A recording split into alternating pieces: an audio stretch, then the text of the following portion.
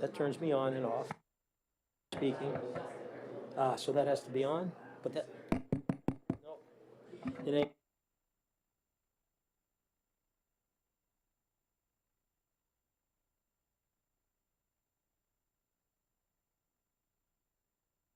Red light is on. So that means everybody. Should be red.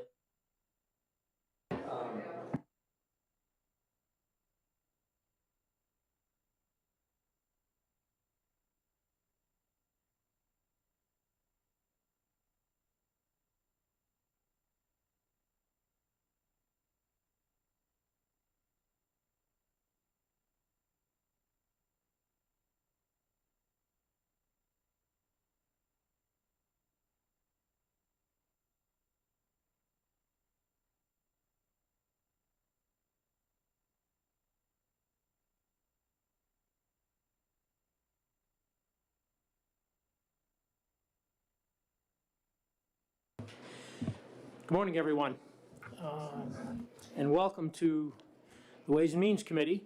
My name is Bob Gaida. I represent District 2, 27 towns in the heart and sort of western heart of New Hampshire. And I'd like to start by asking you to join us in the Pledge of Allegiance with Senator Daniels leading. Thank you.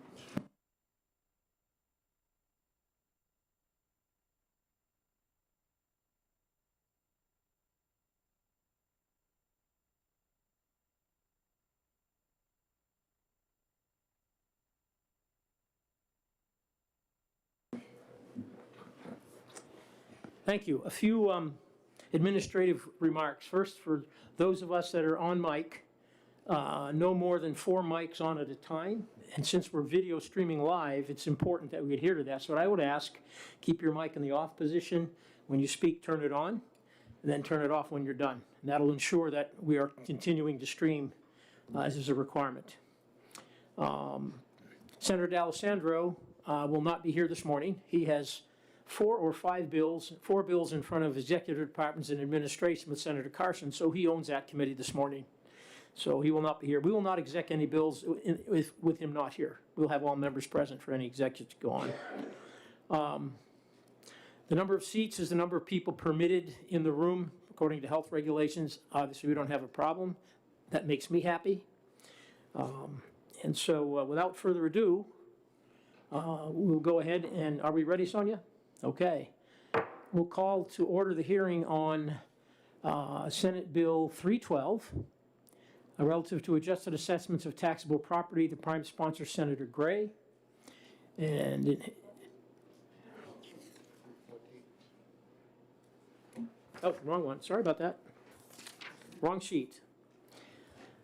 My apologies. Senate Bill 314, relative to modified risk tobacco products, and that's prime is Senator French.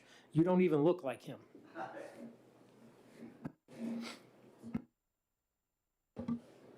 Good morning, Mr. Chair and committee members.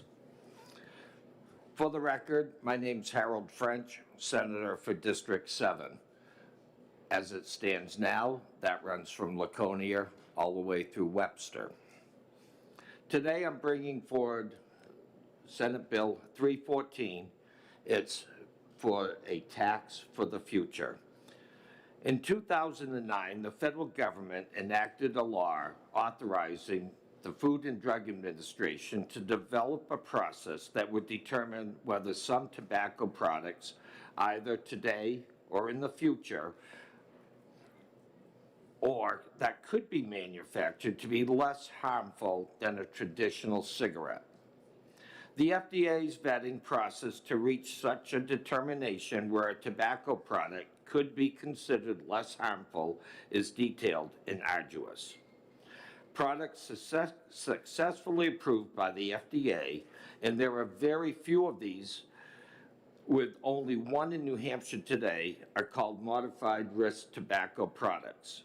This bill would have New Hampshire law recognize the FDA process and permit New Hampshire to tax modified tax tobacco products at rates determined through the FDA process, whereby tobacco products either not currently on the market or not FDA approved may one day be considered for reduction in New Hampshire's tobacco tax rate because the product represents a less harmful use of the tobacco product.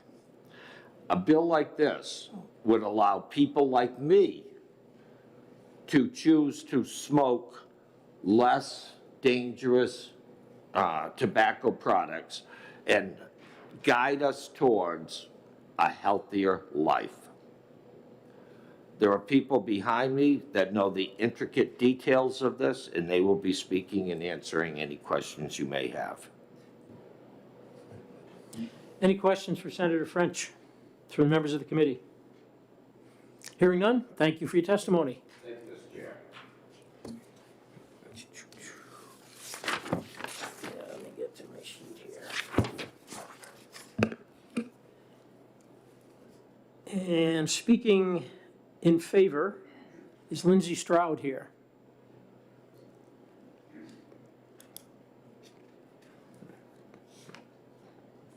I have written testimony, stand it out.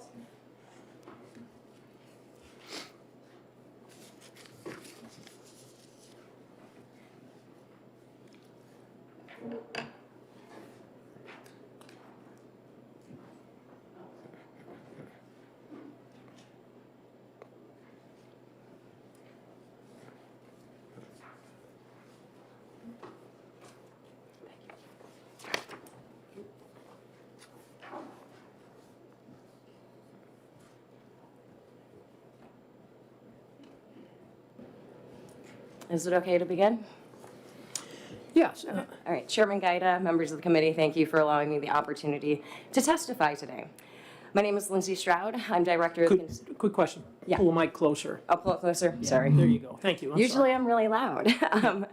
My name is Lindsay Stroud. I'm director of the Consumer Center at the Taxpayers Protection Alliance.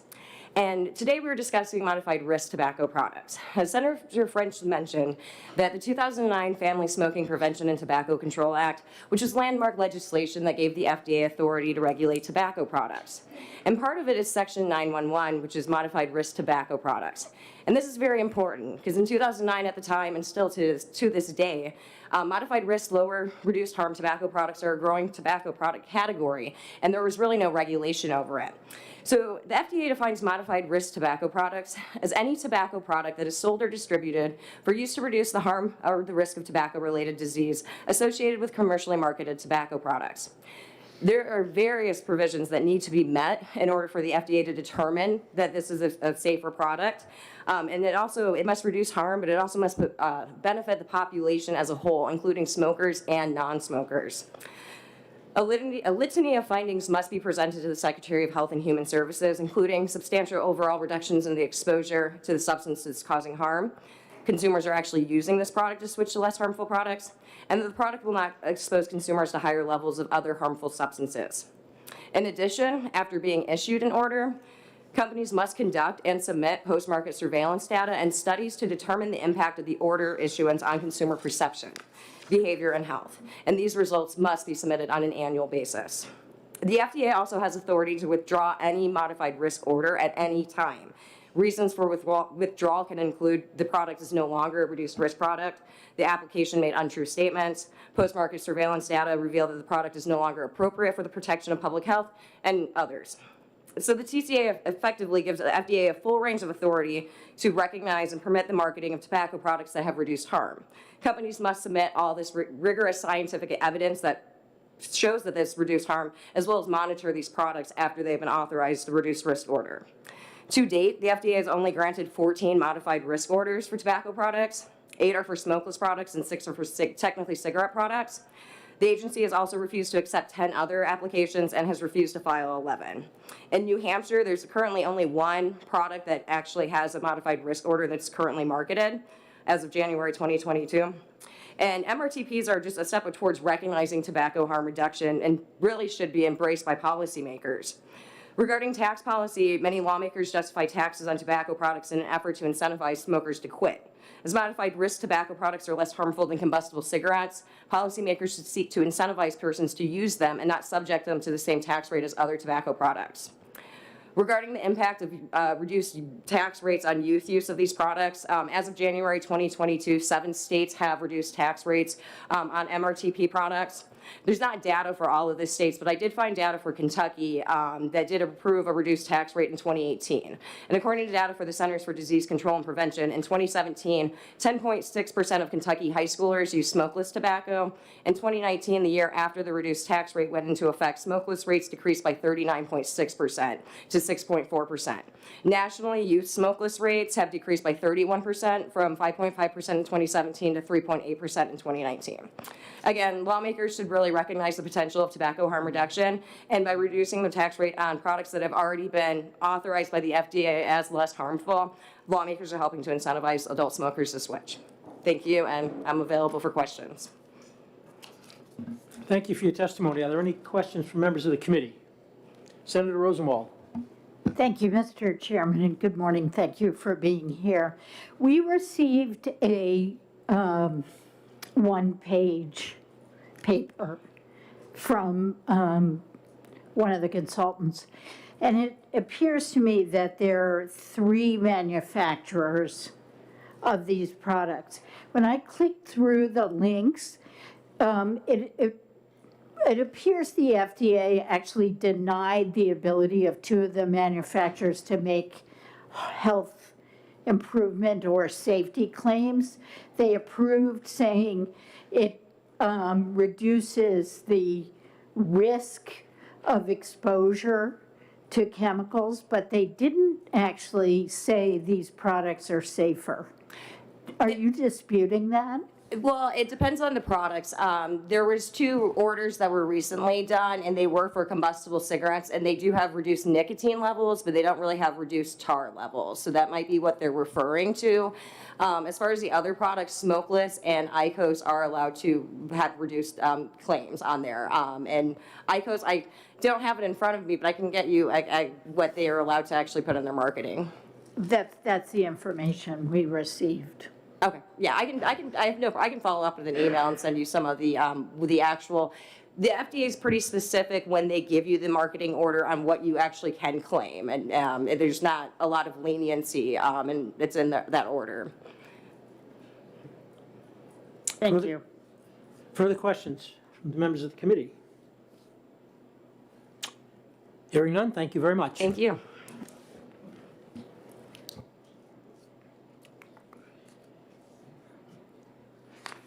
Amanda Wheeler, please. From the American Vapor Manufacturers, is that? Good morning. Go ahead, press the microphone with the face, that'll turn on. When I see red, then you're taping. Okay, good. Fantastic. Thank you. Chairman Gaida, I wanted to start by thanking you and the members of the committee for including me here today on behalf of the American Vapor Manufacturers Association. We're an association of entrepreneurial businesses, large and small, including many manufacturers of the products sold right here in New Hampshire. There are nearly 150,000 adults in the state who vape nicotine, most of them in a valiant effort to quit smoking cigarettes. I know what that's like because I went through that myself. I am a cancer survivor, and even for years after my diagnosis, I still struggled to quit. But with the help of nicotine vaping, I was able to stop smoking for good and haven't looked back. My experience is part of a large constellation of stories from other former smokers who were able to use harm reduction methods to curtail and quit cigarettes altogether. That's documented in comprehensive studies in the New England Journal of Medicine and many other leading publications, and you will hear it echoed from every individual vaping product user in your constituencies. Those researchers and those ordinary citizens will also say that the process of quitting is different for each person. That's why the approach behind modified risk tobacco products has varied choices and different product options. Vaping worked for me, and by all accounts, it is the single most effective smoking cessation method ever devised.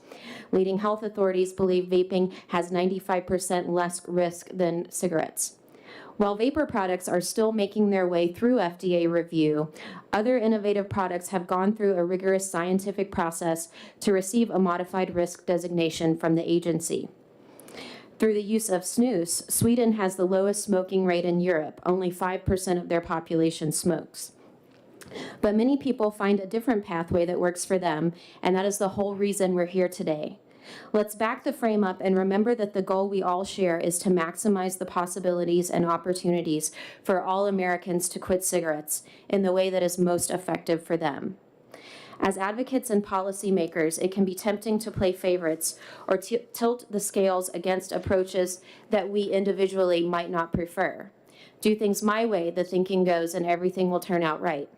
But that is what the Greeks called hubris, and it's a dangerous flaw in how we think about this crucial public health challenge. Here's the proof. In every state and locality around this country where taxes have been imposed on alternative forms of nicotine, the rates of people smoking cigarettes has gone up almost immediately. What's more, there's no safe threshold for that tax level.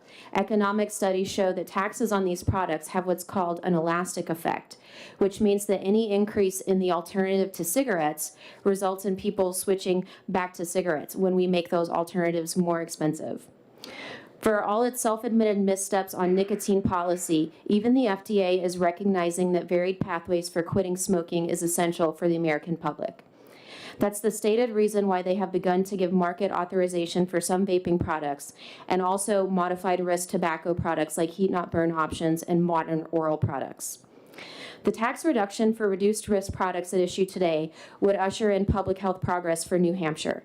It would incentivize smokers to switch to products scientifically proven and deemed by the FDA to be less harmful by orders of magnitude.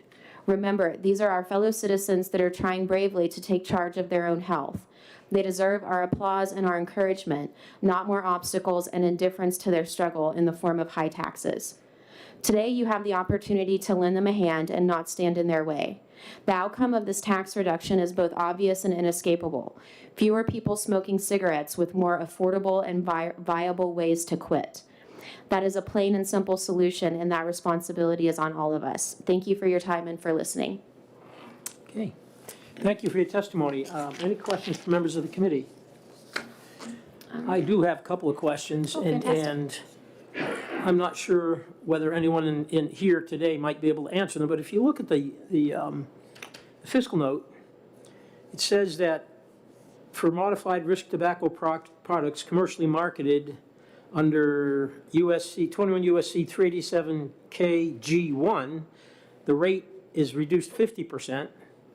And for those that are, for an order issued under KG2, okay, it's reduced by 25%.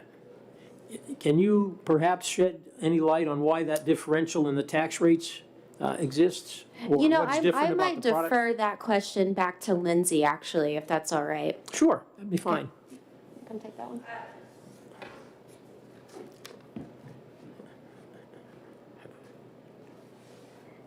I'm not quite sure why that is, but it's a great question. I'd have to do a little bit more research on just the actual code. It might be just the different type of product categories. Like I said, in the 14 applications, 8 of them are smokeless, and then the other 2 are cigarette products. And then you have a whole new category when you look at vapor products that none of them have MRTPs right now, but they are all working through the marketing orders with the pre-market tobacco applications. I would like that, if you get Yeah, that information. We're not yeah. going to exec this bill today in the absence of Senator D'Alessandro, so, again. Look at that. Yep, you that's a bring that, fantastic that'd be good. question. Yep. Okay. Thank you. Okay, thank you. Any questions from members of the committee? Hearing none. Brett Scott, speaking against. There we go. Welcome. My name is Brett Scott.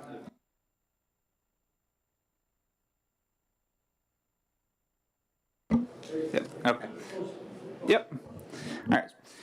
So my name is Brett Scott. I'm the president of the New Hampshire Vapors Association, which consists 100% of locally owned and operated small businesses here in New Hampshire, and we oppose this legislation. The vape industry is made up of 2 very different types of vendors. There's the big tobacco side, which has products such as, Juul, Vuse, IQOS, owned by R.J. Reynolds and Altria, big companies like that. Then there's the smaller manufacturers that offer thousands of vape products that customers use to quit combustible cigarettes.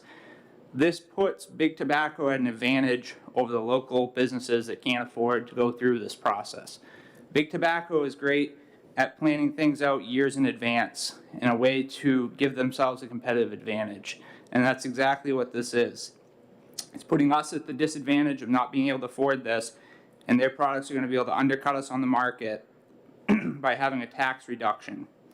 So I'm hoping that you guys will consider what this does to the small businesses and that this only works for big tobacco. And other than that, I hope that you put local independently owned businesses ahead of corporate earnings. So, Thank you for your testimony. Any questions from members of the committee? Senator Hennessy. Thank you, Mr. Chairman, and thank you for coming here to testify today. Could you tell me, just to go into a little bit more deeper, do you not sell any of the big tobacco products at your shops? we do sell these products, but Okay. predominantly the independent businesses sell the products that are produced by small manufacturers primarily. Thank you. Further questions? Excuse me, I have a question, so please. So I think on the line of what Senator Henry, I'm trying to find out how passage of this legislation would put you at a disadvantage as a retail outlet. Yeah, so as a retail operator, you have basically the big products are sold in all the convenience stores, and though the specialty shops, we sell those products because some customers still demand them. We sell, being a specialty shop, we have a large variety of products, and 90% of those products are made by small manufacturers. And so it puts us at a disadvantage because now these products that are being sold at all these big corporate places and the big corporate products being sold at all your convenience stores, products such as Jewel, are going to, if they get this approval, now they're priced cheaper than the little guy. And so that puts us at a disadvantage.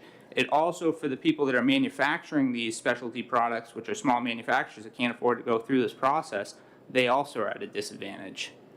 Because if they don't go through this process and the other people do, then if they're paying half the tax amount, they're at an advantage. Safe to say that is there anything that prevents you from selling Marlboro, the non-modified risk products? Is there any statute or regulation, local or state, that prevents you from selling those products? Which products? The regular cigarettes, let's call them that. No, there's nothing that prevents. So that's a choice by you as a retailer, Yeah, we can sell all products. the whole spectrum. Yes. Okay. Yep. Okay, thank you.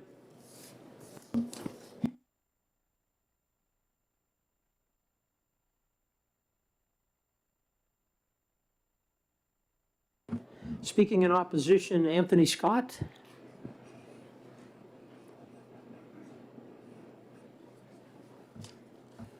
Welcome. Thank you. Sure. Madam Chair, committee members, my name is Anthony Scott. Okay, microphone. Oh, does it go on? Yeah, there you go. It looks, is it red? Can you hear me now? That's good, yeah. All right. And speak close if you wouldn't mind. Yeah. Pull the mic closer to you, that'd be fine. Okay. Good. All right, committee chair, committee members, thank you for having me. My name's Anthony Scott. I have 3 smoke and vape shops in Maine, and also my father owns one in Portsmouth, New Hampshire, so I'm here today to speak on his behalf and for the interest of that store. I'm also a resident here in Raymond, New Hampshire. I'm here in opposition today to this bill because I see it as a way for big tobacco to consolidate the market for the vapor industry, and I would caution against products that are going to come out onto the market through this legislation to skate the taxes that we have on cigarettes. I mean, if you can pass legislation, or if you can pass cigarette products through the MRTP process that have slightly less modified risk, then you're saying that in the state of New Hampshire, we're going to tax it 50% less. I don't think that's right. I mean, these products, I think, if you look at the list of them, the majority are Swedish Match, Philip Morris, RJ Reynolds that are applying for these. So right there is telling you the people that are going through this process are primarily big tobacco. I'll also like to state that the FDA is going through, they've made vapor companies go through a rigorous process. Hold on a second here. It's Title 21 of the Food and Drug Cosmetic Act, 387J, which is a pre-market application process, which is totally different than what this is. So you're gonna have products that are going through this process that may get passed through, which are very similar to what's in 387 K, I believe is what this is, the MRTP. Sorry, I have my notes here and they have lost me.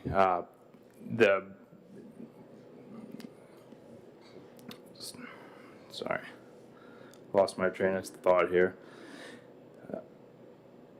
If they're going through this different process and paying the extra money for that to go through 387K for a modified risk tobacco product, then those very similar products, just because they're going through that separate approval process, are going to be put on the market.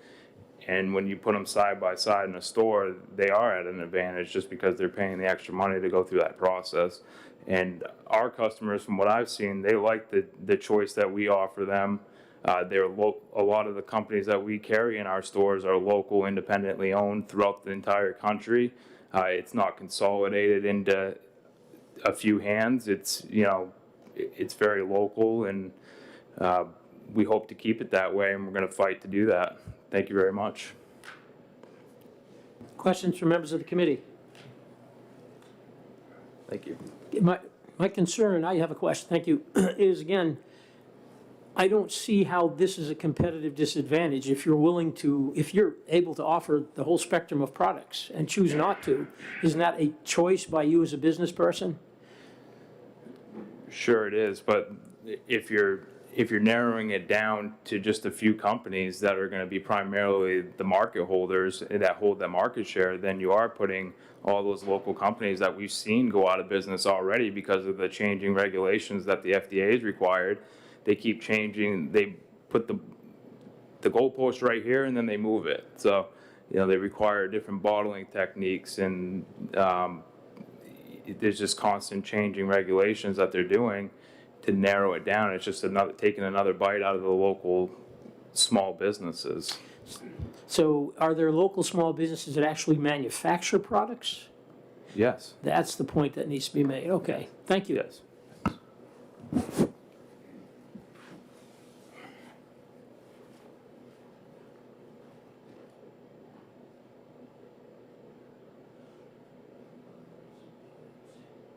Listed as not speaking but opposed, Alicia Preston, representing the Hampshire Vapors Association.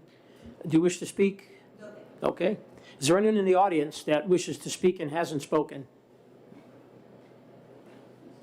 Senator Rosenwald? Yes, I have a question that I'd like to ask someone about the history of tobacco tax reductions in New Hampshire. And I don't think that anyone who has yet spoken would have been able to answer it. I suspect that our next meeting, we'll probably ask the DRA to come and perhaps present some information on that. Well, it's really more a question for. Here we are. I didn't recognize you. Would you care, are you prepared to make comment on the senator's question? I'm happy to come up and answer questions if I know the answer and come back. Maybe I could ask the question and someone could answer it. Sure. Please. Thank you. Thank you, Mr. Chairman.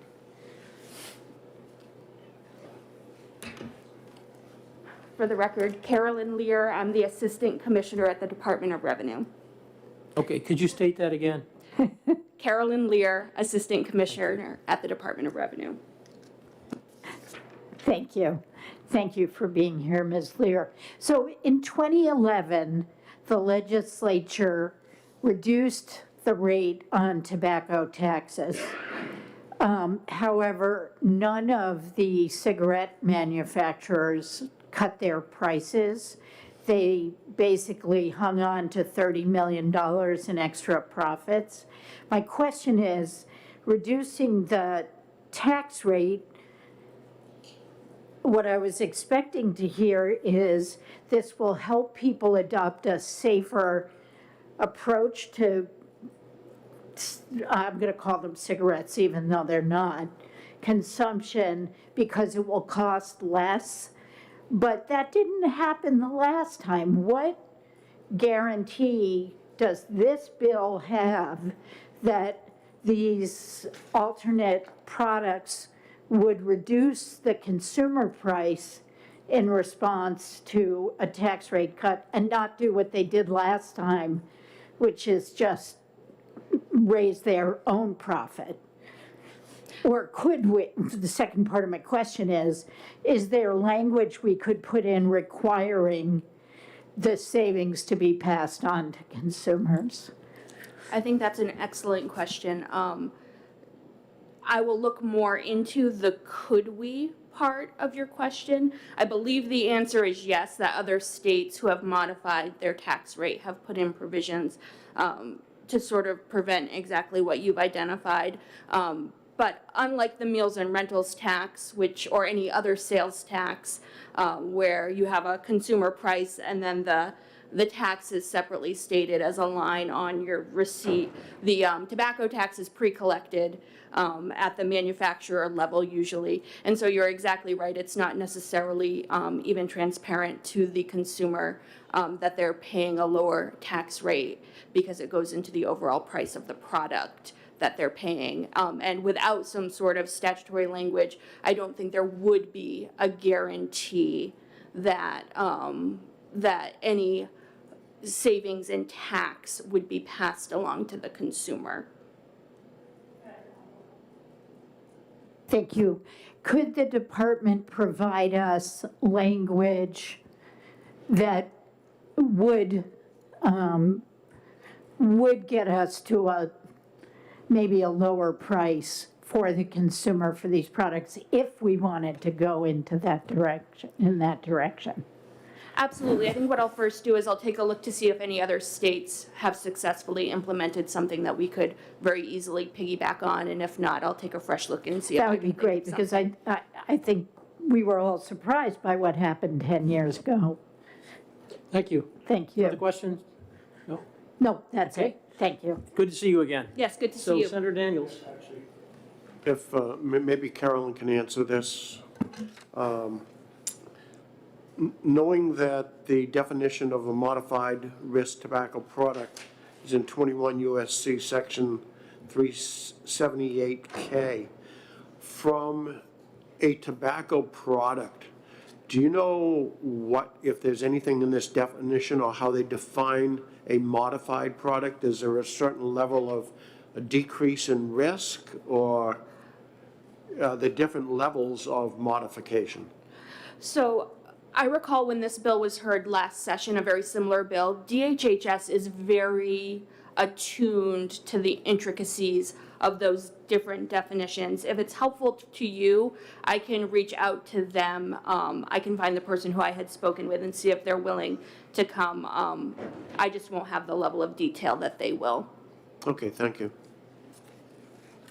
Further questions? Senator Hennessy. Thank you, Mr. Chairman. Thank you for coming today. And you may not have this answer, so just the next time we see you, can you get for me how this affects the general versus education trust fund, if it's equal, or if one or the other would change? Absolutely. Thank you. So stamp revenue is what funds the education trust fund portion of tobacco tax. So that's specifically the tax on cigarettes, as opposed to all of the other types of tobacco that people consume. But I suspect you'd like more detail on the actual breakdown of modified risk tobacco products into those two categories. And I think DHHS can help us understand that. Thank you. Hey. Further questions?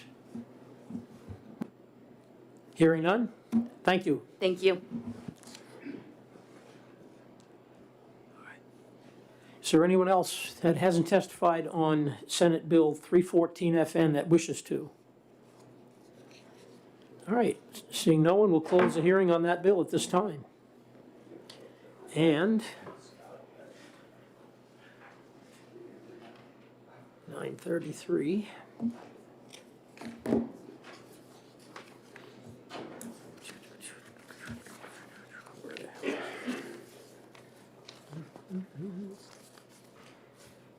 Oh, man.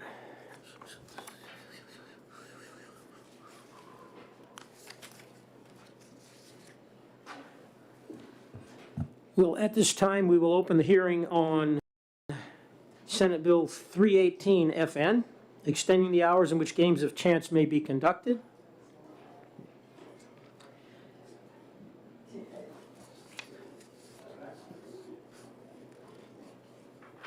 And who are we looking at here?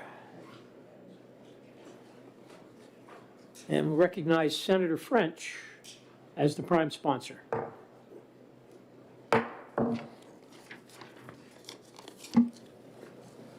Thank you, Mr. Chair, committee members. My name's Harold French, Senator District 7. I'm here today to present to you Senate Bill 318. I'm here to guide you through the complexities of this bill. This bill would authorize games of chance to be conducted between the hours of 8 a.m. and 4 a.m. the following day. Thank you very much.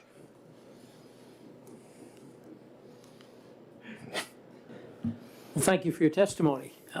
What are the current hours?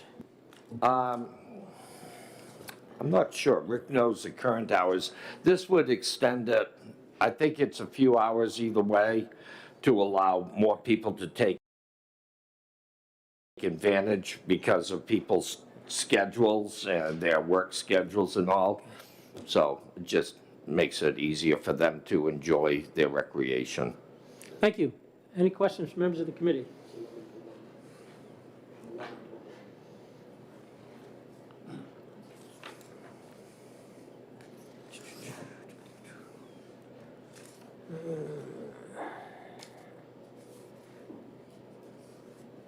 All right, so for testifying or for testimony, speaking in favor, Rick Newman. Thank you for your testimony, Senator. Thank you.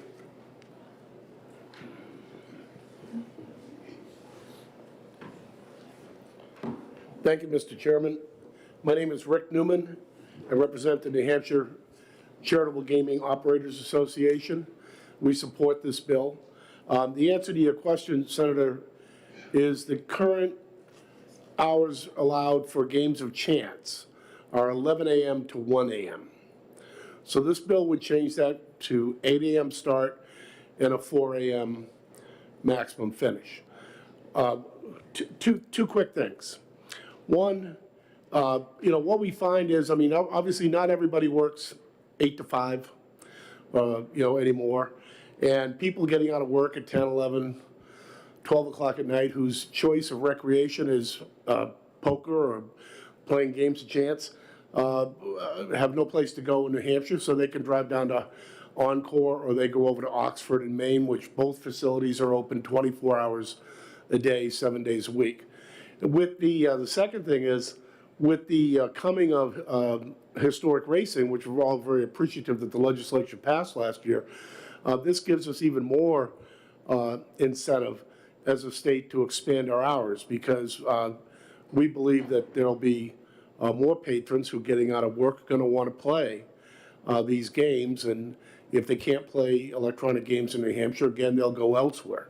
And that's just revenue leaving the state. This bill does not change the alcohol consumption laws in any way. It simply allows for a small expansion of hours. Not every room will take advantage of this change. The people on Hampton Beach, for instance, have mentioned to me that in the summertime, they'd like to have a poker brunch kind of thing at 8 o'clock in the morning, because they have a lot of people on the beach, and particularly on a rainy day, people have nothing to do. So some rooms have ideas to do that sort of thing. Rooms in the larger cities, Nashua, Manchester, would likely stay open till 4 a.m., if not every night, most nights. So it simply gives us an opportunity for more revenue for the rooms, the state, and the charity. Thank you. Question from Senator Hennessy. Thank you, Mr. Chairman. Thank you, Rick, for joining us today. Can you tell me, are there any places where one of these rooms is located that these hours would conflict with local hour limitations of restaurants or bar establishments? The only one that comes to mind is maybe Hampton for the after 1 a.m. Seems to me they've got some sort of local regulation there, but that would kick in. That would supersede this change? Yes, that would definitely kick in. Okay. You have to be in compliance with local statutes. Thank you. Senator Rosenwald. Thank you. Why should there be any limitation? Why not allow 24-hour games of chance? Senator, What happens in that last 4 hours that you're recommending we close down? you would get no argument from my association on that amendment. But, you know, I mean, I've been around New Hampshire politics since 1978, and I know that things like, and particularly gambling, we tend to take a step-by-step approach. I mean, I can remember going back to the days when simulcasting was allowed, and it took about 5 years, and the first bill that passed only allowed the 4 big races. And then, you know, and then they allowed another one, and then finally it was year-round. And so it just seems to me that the approach in New Hampshire has always been to kind of take a little bit a step at a time. And we just felt that frankly, politically, we might have a better shot at getting an expansion rather than trying to go 24/7. Thank you. Further questions? Senator Daniels. If we authorize 24 hours next year, would you be in here asking for 25? I promise you that we will not. Further questions? Actually, if I have follow-up, do you know why the hours were set? Was there a purpose historically why they had hours to begin with? It's truly been, I believe, arbitrary, Senator. I remember when the bill first passed in 2006 that allowed charity games a chance, the limit then was 11 p.m. It was noon to 11 p.m. We've since modified it to open at 11 a.m. and moved it to 1 a.m. But it was really, again, that sort of approach of step by step, let's see what we're doing before we go too far, I think, was the approach. There's no particular reason for it. Thank you. All right, any further questions? Hearing none. Thank you, Rick. Good to see you again. Thank you, Mr. Chairman. Present but not speaking and in favor, Alicia Preston. And anyone from the audience that hasn't spoken on this bill and would like to? Hearing none? We'll close the hearing on Senate Bill 318. There we go. And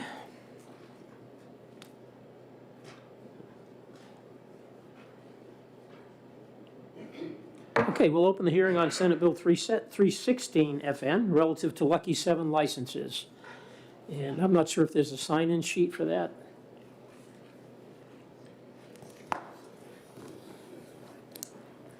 I think my name is the only one on it. Okay, wait a minute. And we welcome Senator Avard. Thank you, Senator, and committee members. For the record, I'm Senator Kevin Avard. I represent District 12 and am presenting to you SB 316, which basically is about Lucky 7. Just a couple of changes in the Lucky 7 we'll be talking about. Excuse me. This bill basically authorizes the charitable organization to sell Lucky 7 tickets at a facility licensed to conduct games of chance. Basically, the bill does 3 different things. The first change takes place in Section 1. The current law requires that all prizes paid to players in excess of $499 must be paid by a check. And this bill eliminates that requirement, but adds that all prizes shall be paid in compliance with Internal Revenue Service W2G requirements. And all such requirement documentation shall be available for inspection by the Commission. In the case of Lucky 7 winnings, W2G is triggered when a player wins a prize of $1,200 or more, minus the cost of the ticket. The second change in this bill is in Section 2. It adds licensed charity gaming facilities to locations where charities may sell Lucky 7 tickets. And a charity selling Lucky 7 tickets at charity gaming facilities would be limited to 10 days of sales per month. And thirdly, there are other questions that can be answered by people here that will be testifying on it, but technical changes requested by the lottery, hours of operations and such not, so. Okay. Unless you have any really technical questions, I got to get back to committee, but Any questions from members of the committee? thank you. Go ahead. Oh, you are kidding. Okay, all right. Thank you. Thank you, Mr. Chair. Thank you, committee Yeah. members.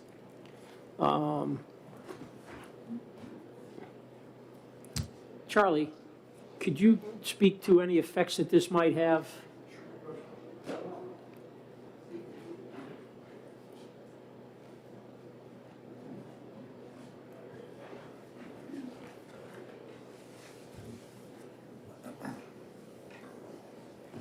Good morning, Chairman Guida, members of the committee, Charlie McIntyre, Director of the New Hampshire Lottery. With me is Valerie King, Director of Racing and Charitable Happy New Gaming. Year. Happy New Year as well, sir.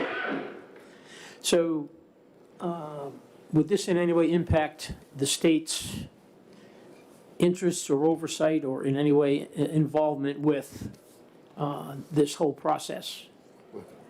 Yeah, there are no concerns. The check writing would be covered by the IRS requirements. We would still be able to audit. They'd still need to keep records. So as long as they had internal controls, there are no issues with the check. And certainly, they've always been subject to those requirements anyway. If they were to Okay. write a check for that large, they would have to comply with IRS regulations. We couldn't avoid that regardless, so. So no impact? Thank you very much. Next, we have Rick Newman. Oh, I'm sorry. Senator Rosenwald. Thank you. Charlie, why would there be a decrease in education funds? Could you? It would be de minimis in terms of the number of bingo dates that would be happening. There wouldn't be bingo games being held or being required to be held to have a Lucky 7 license. That's why. But we don't expect it to be material. I'm sorry, I didn't understand that. Why would there not be bingo if there's Lucky 7? Yeah, go ahead. So currently, you can only sell Lucky 7 tickets, either if you're a fraternal hall and you can sell it like in your bar, or you have to sell them at a bingo event. So if you can now sell them at a Games of Chance hall, they currently, in order to sell them at a Games of Chance hall, they have to also be a bingo hall. In this case, they wouldn't need to have the bingo, so there would be fewer bingo games. Okay. Further question?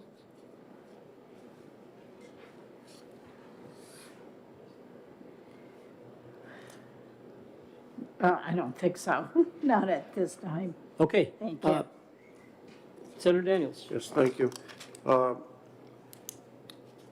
If we were to pass this bill, looking at the current times that are now 12 p.m. to 1 a.m., and the bill that we just discussed, would there need to be some changes, or would that bill, because now you're allowing it in places of Games of Chance, would those hours now be changed to whatever that other bill was reflecting, or how would that work? They would just have to comply with both sets of time.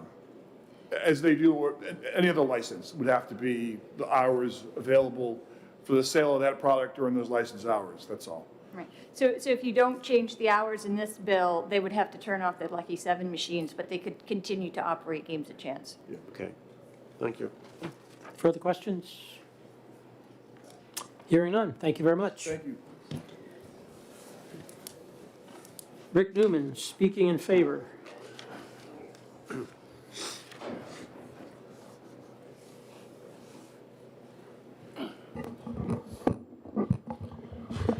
Thank you, Mr. Chairman. My name is Rick Newman, and representing Grover Gaming on this bill, as well as the New Hampshire Charitable Gaming Operators Association. We support the bill. I just like to explain the kind of evolution, and we've just talked a little bit about, how we take steps here in New Hampshire. So last year, you passed a law that'll increase significantly the size of Lucky 7 deals. Remember, Lucky 7s are a contained deal. So it used to be the maximum deal was $3,500. With a $1 ticket, that meant the total pot available is $3,500. You changed that law to allow a 14,000 ticket deal with a $1 ticket. So now available to charities is a $14,000 potential pot. And of course, our hope and what we believe that will increase play because there'll be bigger prizes available. Well, one of the drawbacks that still exists in the statute is that any prize over $499 has to be paid by check, and that check has to come from the charity. So that creates a logistical difficulty. So, if you're in a location that's operating, and they operate from noon to midnight, or 11 a.m. to midnight, either somebody from the charity's got to be there all day long in case somebody hits a prize to write a check, or the charity's got to leave a signed check behind. And neither one of those two things is very attractive. So the change in this bill to allow, instead of a check, to have it follow the W-2G requirements of the IRS, we believe is timely, and it will do what the law currently really intends, which is to make sure the lottery can track that people actually got paid their money. And actually, the W-2G requirement is a better way to do that, really, than to simply say, give somebody a check. So that's the first change in this bill, and that's the reason for it. And the second change is that we have charity gaming facilities, the poker rooms, if you will, some of which do currently offer Lucky Sevens, but they are required to run bingo, as the director said. And the fact of the matter is, people don't want to play bingo. They do want to play the Lucky Sevens. And so most of the time, these people open up a bingo game and nobody shows up, or 8 people show up. It's, no money is made by the charity. Frankly, I understand the idea of the fiscal note that there's a possibility you might lose some bingo revenue. That'll be more than offset by the extra money that comes in Lucky 7 sales. But the reality is that the bingo revenue comes from winner-take-all games. None of these rooms run a winner-take-all game now. It's just not. It's the statute is trying to catch up with the practical, operation of the business. So this change would allow one of the 14 or 15 poker rooms to have Lucky 7 sales without the requirement to have bingo.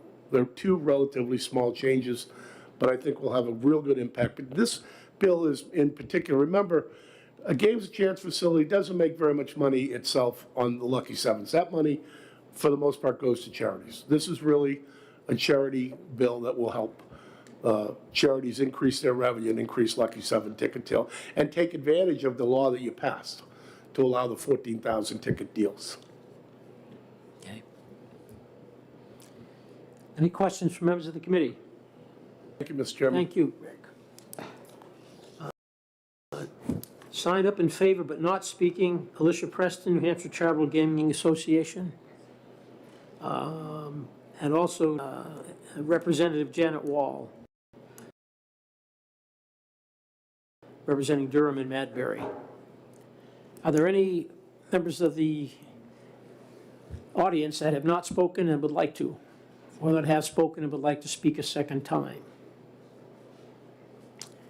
Hearing none, we'll close the hearing on Senate Bill 316 FN.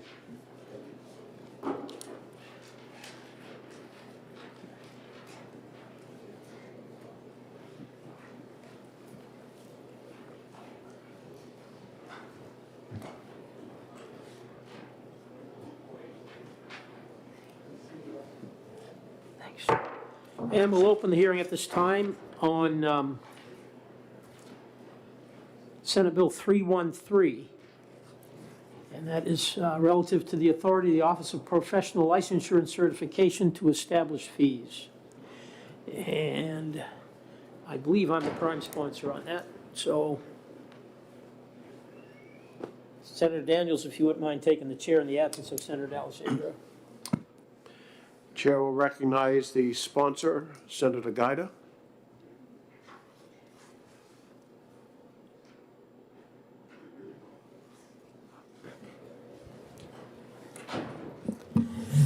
Thank you, Mr. Chair, members of the committee. For the record, Bob Gaida, Senator, District 2, and prime sponsor of Senate Bill 313. This is a bill that will not die. It's an effort that began years ago, I think around 14 or so, to get Office of Professional Licensure and Certification to be functional and effective in the role that it was designed to play by the legislature. We had numbers of turnovers of executive directors, and it's been a long process, not at all assisted, of course, by the interruption of COVID and the, shall we say, the spectacular performance of our omnibus bills in the House. But this is a bill that needs to pass. It takes the boards, it takes and aggregates the fee structure and the administration of the fee structure to the Office of Professional Licensure and Certification, instead of each individual board running its own fees and so forth. And this was one of the original intents of the legislation when it was in fact passed years ago. We're now in a position to do that, having surmounted COVID, having surmounted omnibus bills, and changes of executive directors. It references a significant number of boards, but again, the net effect of this is to consolidate the functionality of administrating license applications into the Office of Professional License and Certification under the executive director. We had met with Speaker Packard, Chairman McGuire of ED&A over in the House, because they were concerned that the number of boards and so forth, this is a very lengthy bill. And so we made them the offer. We're willing to present 54 different bills if you like, and you can address those. They definitely are interested in one bill, and that's why we have this aggregated into the one. So without any further comment, I'm happy to take any questions. Thank you. Are there any questions? Seeing none, thank you very much. Thank you, Mr. Chair.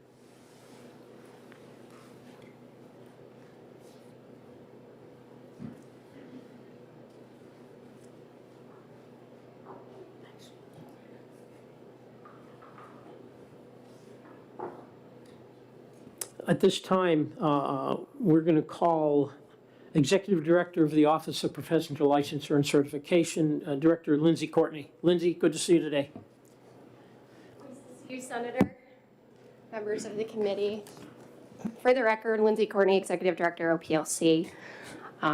First, I wish to thank Senator Gaida for bringing this bill forward. This is the third iteration of this bill, which is really intended to just clarify our existing statutory authority. So in July 1st of 2018, the statute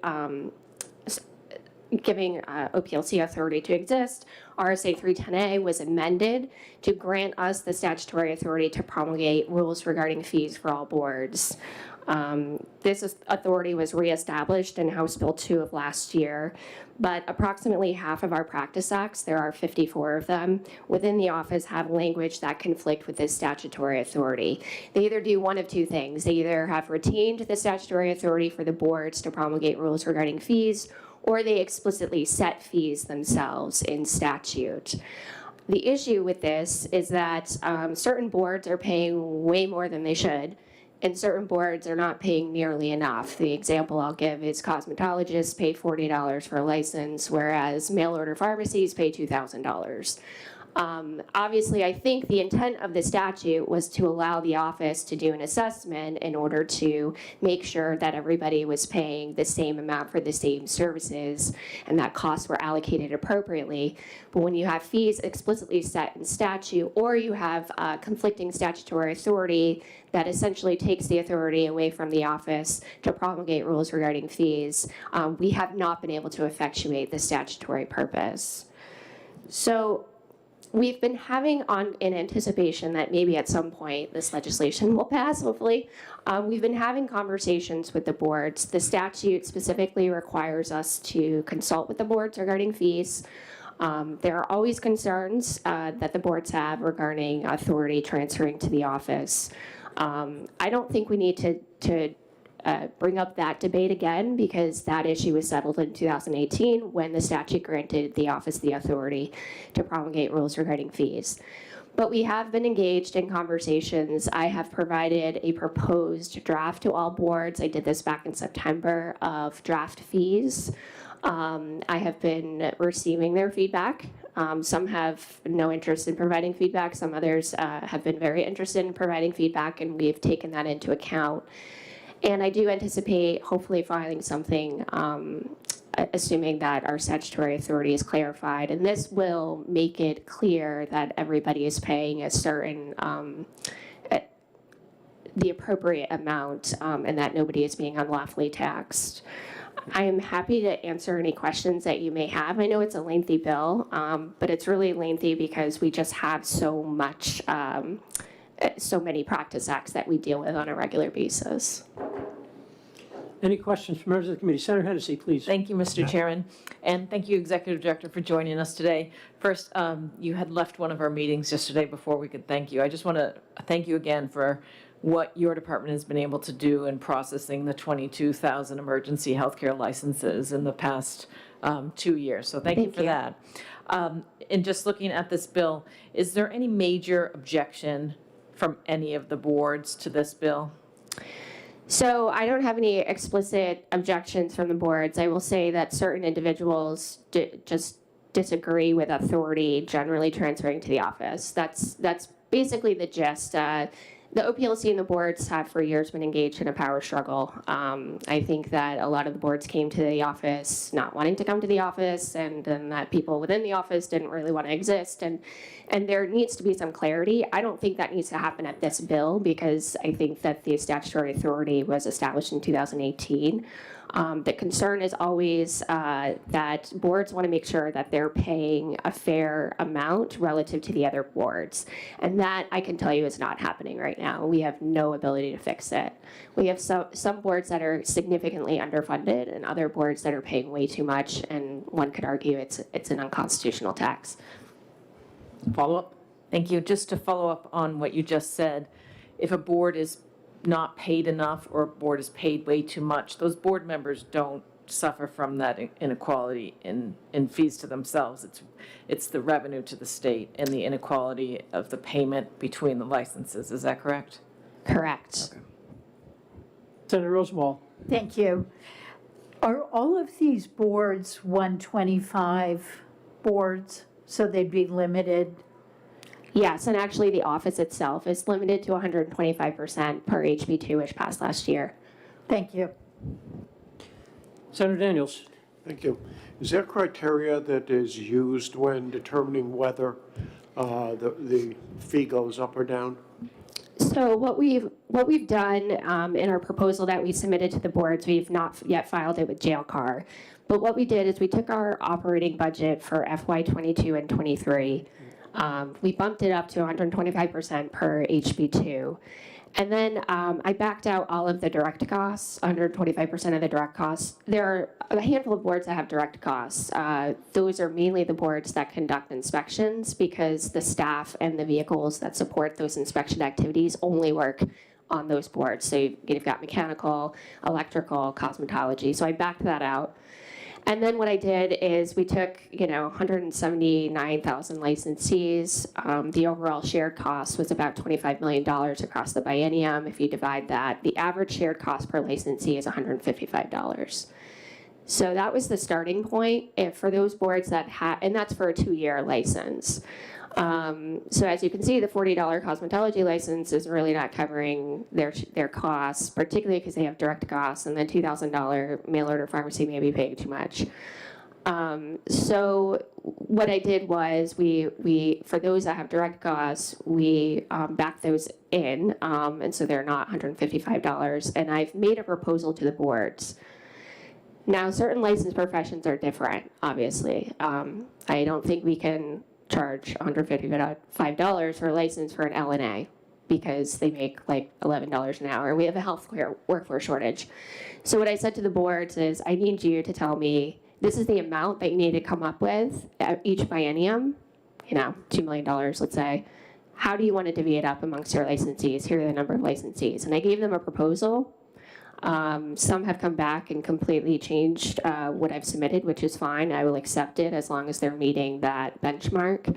Others have not provided any feedback, so we'll just go forward with that. So it's not an exact science, unfortunately. I think it's what we can do and what we can work with at the moment to make sure everybody's covering their costs. Thank you. Further questions from the committee? Just for clarification, Director, nothing in this bill in any way impinges on the authority of the boards to oversee their respective areas of responsibility, whether it be plumbing, electricity, doctors, nurses, whatever. So we're not in any way interfering with that. Is that correct? Correct. The boards fully retain statutory and regulatory authority to establish the criteria that one needs to meet in order to practice that particular profession, as they should. Okay, thank you. Any further questions? Hearing none, thank you very much. Thank you for your time. All right, next, speaking in, or not speaking, but in favor is Paula Minahan, the New Hampshire Hospital Association. Speaking and opposed is Steve Rancourt from ECBA.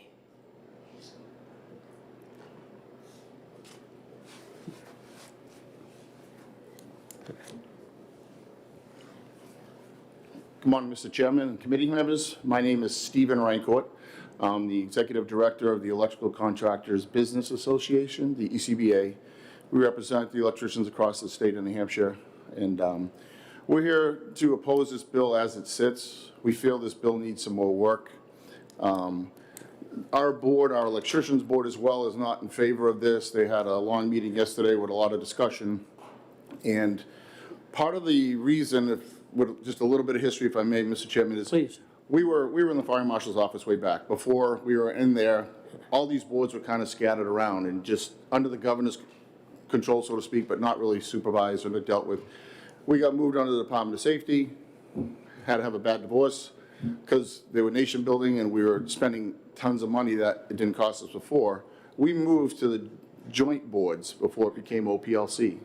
And we've been in the joint boards for quite some time now, I think 10 or 12 years, I forget exactly, and it went from joint boards to OPLC. The main reason for doing this in this move was to consolidate administrative functions and be more efficient.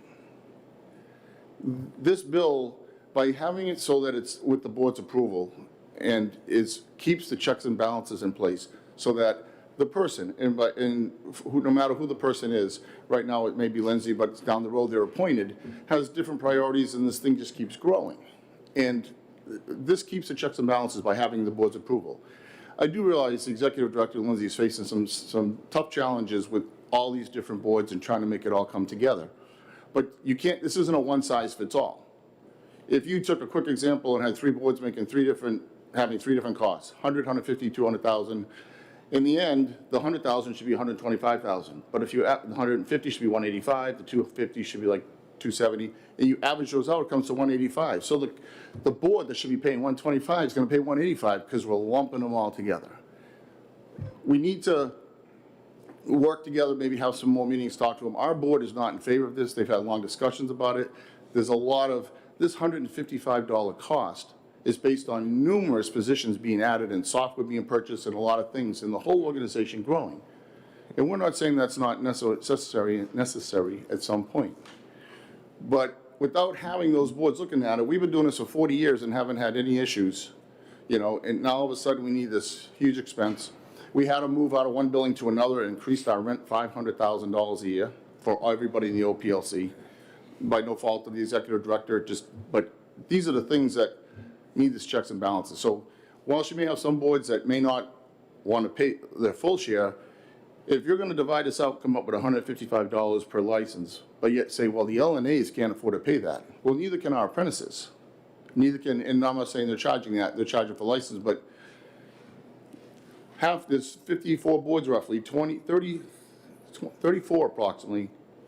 One board has 7 in it, is on the medical side, and there's like 17 or 19 on the professional side, architects, engineers. We don't use as much of the building as all of them. Again, the percentages just aren't there. You have to take each one of these boards. You may have to divvy up the overall cost of the overhead by the boards, but based on percentages and what they use for the building and what they use for personnel, not just one lump sum, and that's where the problem's coming in. Our board did make an offer to increase the fees, I think $50. I'm not sure where that stands right now, but $50 at 12,000 licensees is $600,000. It more than covered our expenses. So we're hoping that we could have some more discussion. You might hold off on making a decision on this bill so that we could meet with Lindsay some more, try to figure out some of these issues. The boards that aren't willing to pay their fair share because the wording says with the board approval, I don't know legally and legislatively how to fix that. It needs some discussion, but maybe that's what we should be addressing. For those of us who do take care of it and cover our cost, our licensing right now for an apprentice is $150 for 3 years. She's recommending it goes up to $300. That's a huge increase for our everyday working people. So I think there's some middle ground, try to fix it. But I would, at this point in time, we oppose the bill. I know the board itself has not been in favor of board members. And I hope that you would take some time to let us try to work that out. But the board approval is huge to keep that balance and make sure that after Lindsay, the next person isn't doing the same thing. The other thing I might ask is, I believe that, and I might be using the wrong one, lapsing and non-lapsing. I believe if it's a non-lapsing fund, does the money stay in there? I don't know if Lindsay can. So it got changed somewhere, so it became lapsing, and I think last year or over the 2-year period, we gave $4 million to the state. But now we're gonna charge all these working people more money. So while there's some percentage that should go to the state and has, we need to look at that and say it should be a non-lapsing, I believe, so that the money stays in there to help over the course of the year, because we pay a 3-year license. So we pay for it, it covers the 3 years, but you don't get all the money in right away each year. You know what I mean? It's broken up. So there's a lot of nuances to this bill, and even though it seems like it's, just clerical fixing it, taking the board's approval away is gonna be a huge problem down the road. I think it's gonna cause a lot of issues. So we would hope that we could work together and try to find a middle ground to fix that. I'll take any questions if. Senator Hennessy. Thank you, Mr. Chairman. Thank you for coming to testify before us today, Mr. Rancourt. Can you tell me what page your board is listed on? If I have the right, I believe it's page 18. Down the end, line 32. And I have a cheat sheet, so I'm just look at the full one.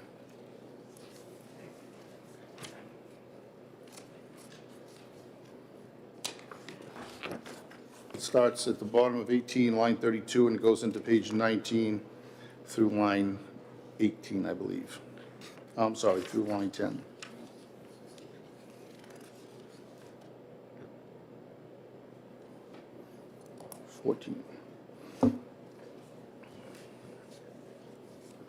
So, follow up, Mr. Chair? Please. So I'm just trying to understand how a fee of $150 every 3 years could be moved to a $300 because it's, 100% increase. Is it because in determining that rate, there's a lot of overhead from the new building rent that you're talking about that's being applied to your board, that your board now has to cover? Or is it because your board has a lot of expenses in looking at the renewal of these fees that you weren't previously covering? Is there a breakdown of what goes into this $300 every 3 years? How is that determined? Or how did you determine your $150 fee? The one that we're paying now, Senator, that fee's been there for quite a while, and it hasn't gone up, and I don't know how long, probably 5 or 6 years or longer. And again, the board doesn't disagree that it's due for an increase. Everything's gone up, cost of everything's gone up. But the 100% increase, we show, and we haven't got we've been trying to get some of the numbers, and I know that the executive director is struggling because they didn't keep enough information or didn't have the database to give her all of this information. So in all fairness, we don't have the details, which is our concern. Where do these numbers showing it? When we pulled together, she gave us some numbers for direct costs for our inspectors and our licenses. It was $900,000 roughly for the inspectors and $95,000 for cars. And then it goes to the building. Well, it doesn't add up to the numbers that they want to put our budget at. So the numbers that she's given us, and our board is in detail sent a couple-page letter with a bunch of questions, and she's recently answered, doesn't add up to us paying 100% increase in our thing. We're covering our costs. We've always covered our 125%. All of a sudden, because all these boards are under there, there's a list of new positions and software and stuff like that that they want to get, which is tied into, I believe, this 155 average that she mentioned. So that 155 is not where we are right now. It's with everything they want to get. So there has to be a middle ground there, and then some of the positions, one of the ones that was mentioned was a program assistant for nursing for LNA, because they're schooling and they have a lot of paperwork and administrative costs for that. Again, why should electricians be paying for that? Should be covered. We have no problem with that. But why are we paying for the nurses board to cover their costs any more than they shouldn't be paying for our inspectors or our cars? Again, each board needs to be taken, do their 125, then put that together, not just as a bunch. It just doesn't work. Thank you. Sorry. Further question? Hearing none, thank you very much. Thank you very much.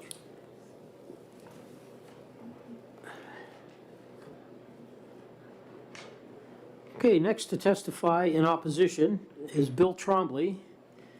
And I have no idea what PFGF HVAC stands for, but you'll certainly enlighten us, I'm sure. I do.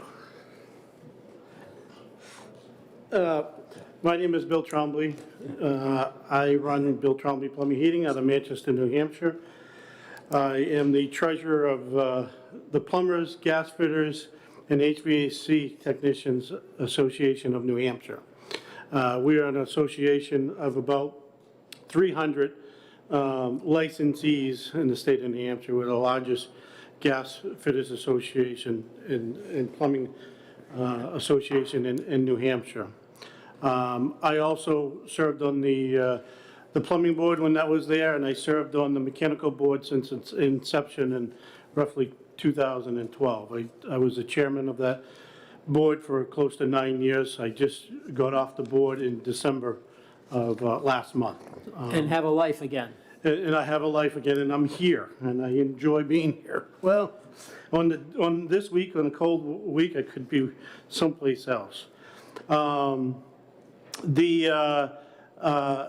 Gas Association, as opposed to this bill, I can only speak of the mechanical side of it, which we start on page 20 and go to 23. It does more for the mechanical licensing than just the fees. It does have the fees, but it does other things for the mechanical licensing. And some of this is the mechanical board wasn't aware of this bill until I sent it to them last night. So I can't say they're for or against it, because this bill was not even brought to them. We were told in the board meetings that nothing would happen until the board would be informed. I guess that was more on the gel car side of it, but this was kind of a surprise to me, the association, and some of the board members. And I think it just needs to be, I don't know, put out to a committee, a subcommittee, to work with the board and with the association to make some of these changes. That some of these changes need to be done, but some of them that are on here, we're adding a second oil member to the board, which oil certification is a voluntary license, and it's only about $250 a voluntary certification. We're adding a second member to the board. That will make the board a 9-member board with 1 member non-voting. So now you have 8 members voting, and you're going to have a chance for a tie. I don't see the reason why we have to, add an oil member. I don't even want to say the word, but unless we're going to do licensing for oil, and I'm not saying that is in the card. So why add the member? The makeup of the board has been good since an inception in 2012. As far as the budgetary, the gas fitters law came into effect in 2007, and it was solely under the fire marshal's office, with an advisory committee advising the fire marshal. The fire marshal had all the same authority as what the OPLC is asking for right now with the budget, with the inspectors, with the rulemaking and everything else like that. The licensees really felt like they were being left out. There was a lot of where's the money going, where's our fees. We had a chief inspector that wasn't a licensed plumber, but he had authority over licensed plumbers. And the licensees couldn't do anything. So in 2010, about 100 licensees showed up here, and we got the law changed in 2012. We combined the gas fitters and the plumbing bill into one board. And with the fire marshal's office, we had approval of the budget with the board and with the office, with the commissioner. It worked great. We had 2 meetings a year. They came in, they said, this is what our budget was. Do you guys want to add anything? Do you want to do anything? Our biggest expense was cars. And as of December of 2021, the mechanical board was making 131% of their budget. We switched over to the OPLC in July, maybe August of 2021. And then in late August or so, we got the memo that our fees were going to be going up. Why? I guess the question is why. I asked, the board has asked, I've sent emails looking for the budget, our direct budget, what is underneath our direct budget, and what are we getting charged for in the old OPAC. Unless they're talking about it today, because there's a meeting today, that information hasn't been given to the board. So we want to work with the OPLC, but we need the information in order to work for them. I'm not going to say that fees shouldn't go up, but at least our board is very active. I can't speak for the other boards out there, but at least work with the boards that are active, and for those boards that aren't pulling their weight, then change the law. So, we just want to keep the board in there. In this, we're also losing the power to appoint inspectors. So we don't, part of the board, the old plumbing board, they kind of ran the inspectors. That wasn't good. We had a good relationship with the fire marshals. They went out, they did what the state requires to recruit inspectors. They got 2 or 3 candidates. We had a committee set up. We met with each committee. We scored them. And then it was a mutual agreement between the board and the board on hiring. I was involved in that process for almost 3 or 4 inspectors. It worked well. Like I said, before with the advisory committee, we had a chief inspector that was not a licensed plumber. And that wasn't anything that was going over well with it. We don't want to run the inspectors, we don't want to do it, but we just want to have a say in who's that inspector is. There was really no controversy with the inspector. In here, there is some changes to rulemaking. There is some removing of the Commissioner of Safety, but it hasn't removed the state fire marshal. Right. So I think that still needs to be cleaned up, because if I'm reading the law right, the OPLC also has to, the state fire marshal has to get approval of the rules. I think it's just an oversight. I think it just needs to be cleaned up a little bit. Like I said, the licensees were doing 131, and we moved over here. Now our fees are going to go up to, I'm a master plumber. I pay $300 for my license. I'm also a gas fitter. I pay $180. An oil license, I think it's $50. And just for the gas and the fitters, I think it was gonna go up to about $5.75 or something like that.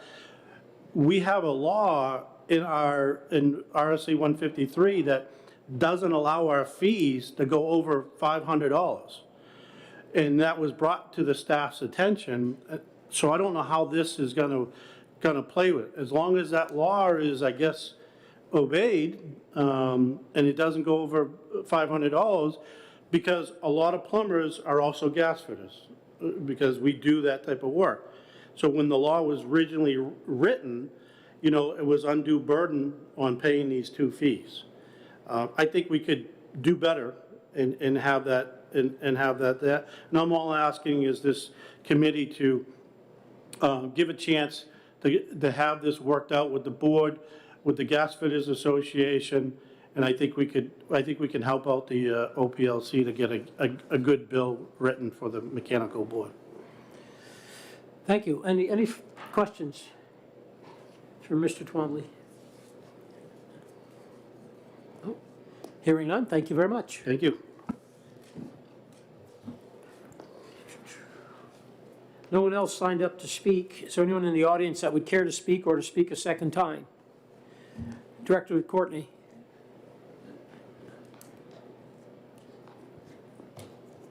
Thank you. For the record again, Lindsay Courtney, Executive Director, OPLC. Just wanted to follow up on some of the questions that came out during the testimony. Just to be clear, the issue here is who should have the authority to set fees. That was decided in 2018. It should be the office. It also proposes to remove the statutory fees, which is the reason why many of our boards are not paying their fair share. So when I hear that we need legislation to allow the boards to pay their fair share, this is exactly what this legislation is intended to accomplish. What I've heard is that there are concerns about the proposed fees that I've sent to the boards for their feedback. That, I think, is separate and apart from this legislation, which would allow us to work in consultation with the boards to promulgate rules regarding fees. If this legislation does not go through, certain boards are going to continue to not to pay their fair share, and by their fair share, I mean cover their 100% of their costs. Other boards are going to be over 125%. I have some boards almost at 200%. Now, that's an unlawful, unconstitutional tax, and I have no ability to fix that. And because the statutes have set the fees in statute, the board can't even change that. So that's the issue here. The issue is in what are the fees that are proposed. Now, certainly our costs have gone up. In large part to the building that we had to move to. We had to move to leased space. It was not my choice, obviously. We had 30 days to move, and we had to pay market rate. That was an unfortunate aspect of what happened over 2 years ago. So costs have gone up. Regarding the Board of Electricians, their fees have not gone up in 13 years. You can appreciate that costs have risen in 13 years, and that I think if the board had been on top of actually managing their fee structure, they probably would have raised it along the way, and they didn't. I also want to be clear that no board under the proposed fee structure is paying for direct costs of another, like nursing education. The individuals who directly support, and there are only a few, one board are being allocated to those boards as direct costs. The Board of Electricians has a direct cost, the Mechanical Board has direct costs, nursing, medicine, and pharmacy have direct costs, which is why their fees are different, as well as cosmetology. But at the end of the day, what we've done in the proposed fee schedule is say to the boards, you need to come up with X. Now, would I like it to be all streamlined? Because right now we have 2,200 fee types, 2,200 to manage, and I've got a finance staff of 3. So you can appreciate how that has created some administrative burdens. But what I've said to the boards is, figure out how you're going to come up with X amount based on the allocation that we've provided. Certainly happy to continue to work with the boards regarding what the fee should look like, but we need to take the first step. We can't make any changes without this legislation. And Finally, some of the fees that were required, some of the changes regarding mechanical that were included in this bill that are completely unrelated to fees were at the request of the fire marshal. Those are also intended to be cleanup legislation because when they transferred, the board transferred to us in HB2, some of that statutory cleanup language was not effectuated. At the end of the day, the office has not functioned well since its inception. And, part of the reason for that, beyond mismanagement, is that the structure is such that every board wants to have a say in every single decision that takes place at the office. When I first came on board, we were ordering 54 different types of paper. 54, because every board wanted their particular piece of paper. And that's ridiculous. That's completely contrary to our statutory purpose. And I think the state really needs to take an analysis of how the boards function with the office and vice versa. That's not this bill. But we already have the statutory authority in 2018. And now we're hearing that we need to explore whether or not the agency should have the statutory authority. This is the reason the agency cannot move forward. This is the reason why we have issues with, regulations that are centered on anti-competitive behavior. This is the issue that we have a complete lack of controls in the agency. You've got volunteer members who are making decisions and aren't actually implementing it. So I implore the committee to really consider what I've said. This is an initial step that will allow the agency to actually have a budget. We don't have direct budgets for boards. We don't have them. That's why it wasn't provided, because all of our costs are shared except for the direct costs, which were provided.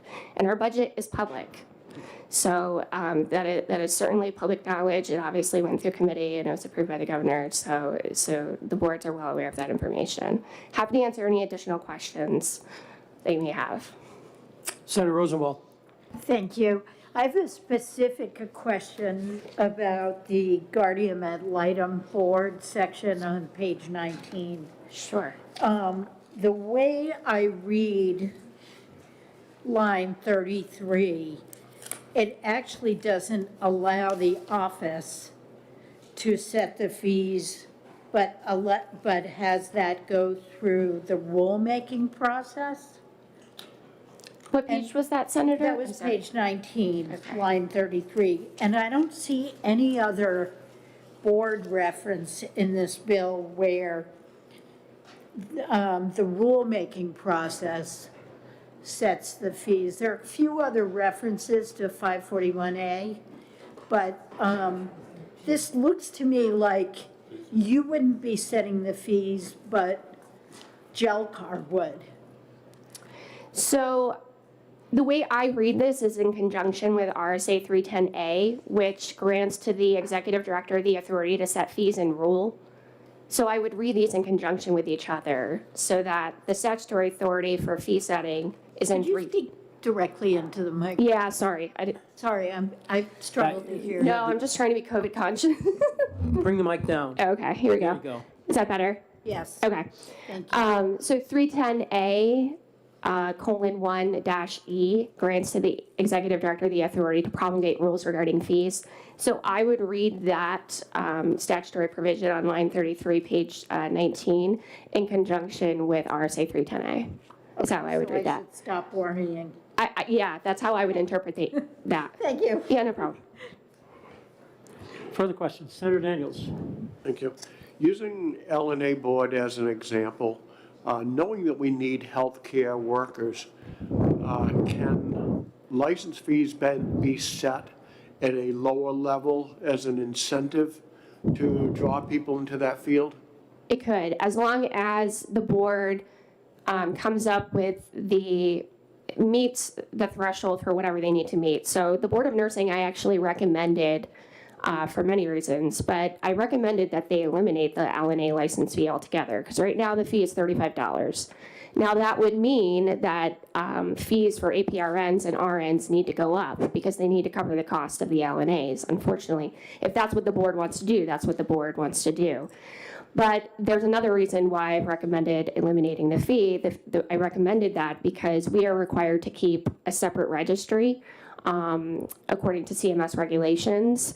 And because we charge a fee for the license itself, our portal cannot constitute the registry. So we have duplicate entries, and we have one staff person dedicated to manually entering the registry, which is a complete waste of resources when you do the analysis. The Board of Nursing wants to keep the fee at $35, and they want the APRNs and RNs to essentially subsidize the LNAs. The reason for that is that they are concerned that eliminating the fee would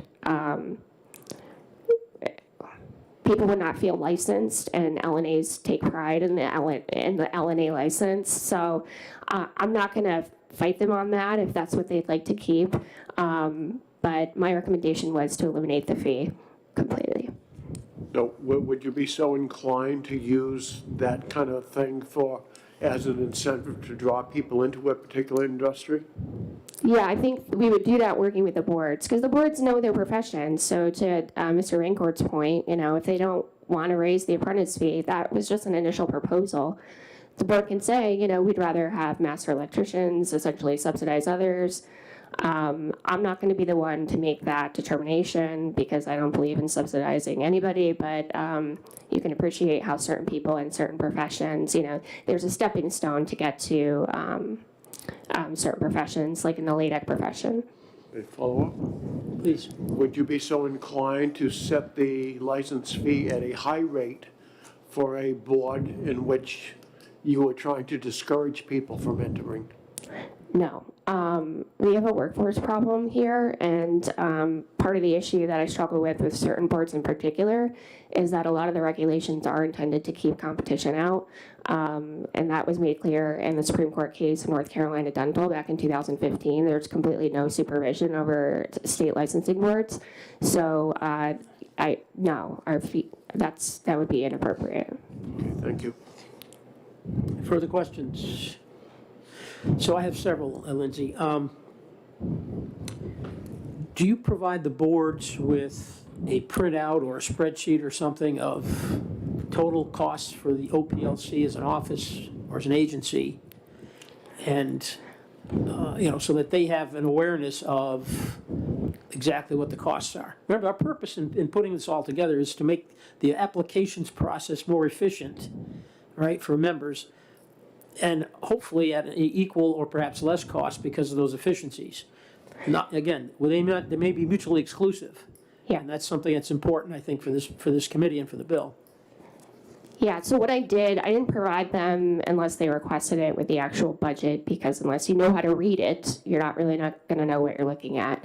But what I did was I sent a letter to each one of them explaining what our operating costs were, my recommendations, and then I offered to meet with them. Many boards have taken me up on that, and I met with I think it was the Mechanical Licensing Board. I pulled up the budget on the screen. I walked them through the budget, exactly what we were spending, what each line item was for. I met with the electricians yesterday, again, went through all of their questions. So to the extent that the boards want that information, we provide it. Oftentimes they send out updates and I don't get any sort of questions. Okay.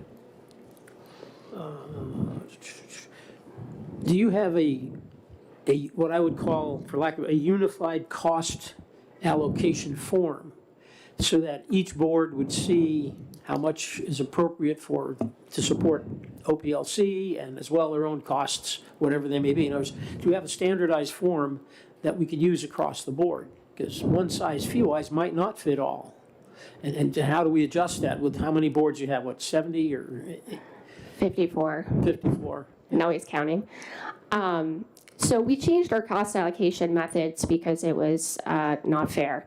So back when I first came on board, the cost allocation method that they were utilizing was based on revenue. So if a certain board brought in more revenue, let's say they brought in 30% of revenue, for the agency, they would be assessed 30% of shared costs, which makes no sense whatsoever.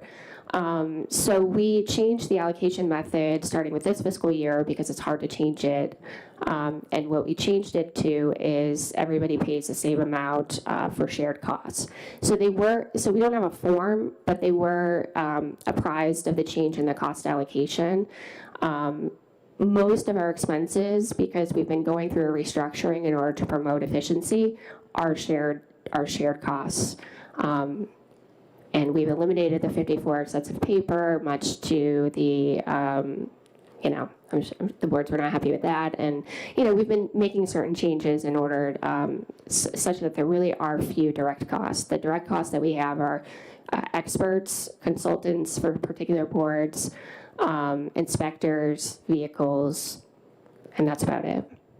Okay. Any further questions? Thank you. Is there anyone that has testified once, wants to testify twice, or hasn't and wants to go the first time? Okay. Thank you very much. Stephen Rancourt, right? Yeah.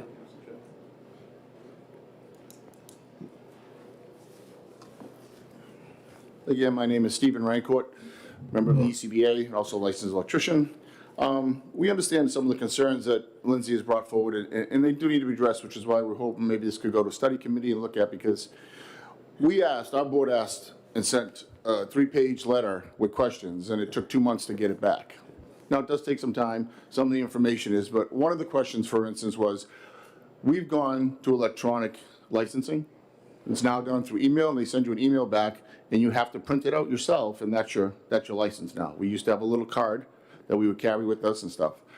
A simple question was, what's the cost difference from producing that card and putting that to our savings? What's the savings from that to the thing? And we got no answer because they didn't know what it cost to produce the card. Many questions were asked like that, and with all due respect to Lindsay, you can't, our board members are business owners, and they deal with this all the time. And we're just trying to be fair to the licensees and everything else. You can't come to, if you run a business, you can't just say, well, I don't know what the cost is, but I got to charge you more. That's just not something that's acceptable to the board, and at least the electricians board. They've stated it multiple times. They've talked to her. They are not in favor of this. They're not in favor of the huge increase that they were recommending. She mentioned that House Bill 2 in 2018 gave them authority. It did, with the board's approval. And that's all we're trying to keep. It was the authority to set the fees with the board's approvals. Every board's different. As I said, you cannot take it and lump it together. I know it's a lot more work, probably on their end to figure it out, but you can't do that. So there was not the detail of costs that we asked for in some of the things. There was not some of the answers that we asked for. They want to get new software. We just simply asked, what's the ROI in the software? We're going to spend millions of dollars on the software, so it's going to help us do something. What's our return on investment? How long will it take? And we don't have those answers. So as the board is asking these questions, those answers are important to feel that it's justified. And if you can't get some of those, it gives you a little doubt and some concern. So I would hope that it's still, if the law was changed, that they had total authority to do it, we wouldn't be here trying to fix this. Or this wouldn't be here. It still is with the approval of the board, and it's something we fought for years, and they've managed to get by for years with one person in our office as an administrator, for the most part, 1.5, and now all of a sudden we have many in there, but it's going to cost us twice as much. And I don't disagree that if we haven't gone up in 13 years that we shouldn't. You know what I mean? That's, again, there's a middle ground. I hope that we can find it before we go forward. Thank you. Okay, question. Would your board, speaking only for the electricians, and maybe you guys as well, be willing to sit down and let's walk through some of this stuff? Absolutely. Okay. They said it, and I talked to the chairman yesterday, and they would definitely agree that we need to sit down and figure out, because of some of the issues she's having, and I understand what the board's not paying. There's got to be a way to fix it, but not by penalizing the other boards that are already paying their fair share. So yes, they would. I'm sure they would. Thank you. Any further questions? And hearing no further testimony. I think so. Oh, I'm sorry, Senator D. Good to see you. Thank you. Good morning, Senator. I was instrumental in bringing the electricians board over, and we had a great discussion. We had a lot of turmoil there. We had great controversy the way the board was managed at its old site. We thought that that bringing it over here was going to be a better situation for everybody. The electricians would be happy, and it would function properly.